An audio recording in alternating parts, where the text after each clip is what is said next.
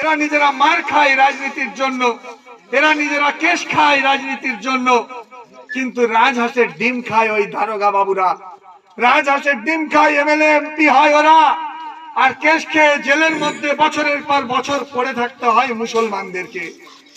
এদেরকে বলা হয় যে যা 2000 টাকা দিচ্ছি, যা ওকে গিয়ে মেরে আয়।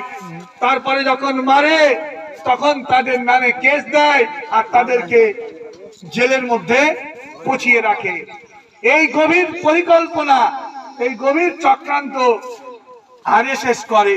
আর আরএসএস শুধুমাত্র যে বিজেপিতে আছে তা নয়, এইবারে তৃণমূলের যারা প্রার্থী হয়েছে তাদের মধ্যে 44 জন তৃণমূলের এমন প্রার্থী আছে যারা আরএসএস এর সদস্য। কতজন? 44 জন এমএলএ এমন আছে যারা তৃণমূলের প্রার্থী হয়েছে এবারে, তারা আরএসএস এর সদস্য।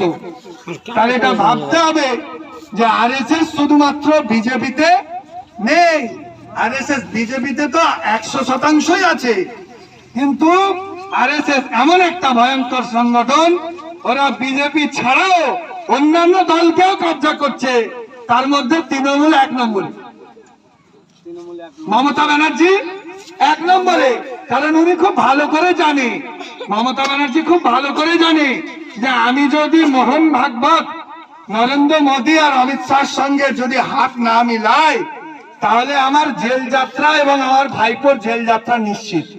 কারণ আমি এত চুরি করেছি, মাস্টার মশাইদের চাকরি দিতে গিয়ে কোটি কোটি টাকার এত ঘোটালা করেছি যে আমি আর বাঁচতে পারবো না। ইডি সিবিআই দিয়ে একেবারে হাতে নাতে ধরে নেবে। এই জন্য গোপনে গোপনে মমতা ব্যানার্জি, তৃণমূল সরকার এবং তার নেতারা নরেন্দ্র মোদী, অমিত শাহ এবং তার অধীনস্থ আরএসএস এর মোহন ভাগবতের সঙ্গে হাত মিলিয়েছে গোপনে, এবং বলেছে যে আমি যা বলবো সেটা তোমাকে করতে হবে, তাহলে তোমার জেল যাত্রা থেকে তুমি রেহাই পাবে।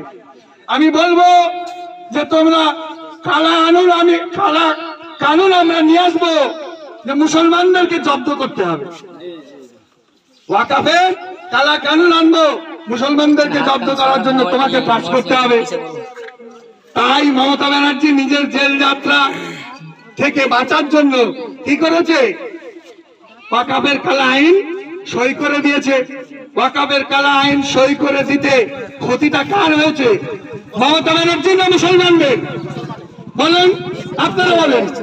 যে কালা ওয়াকাফ আইন যে পাশ হয়েছে, কেন্দ্র সরকার এনেছে আর মুসলমানদের জন্য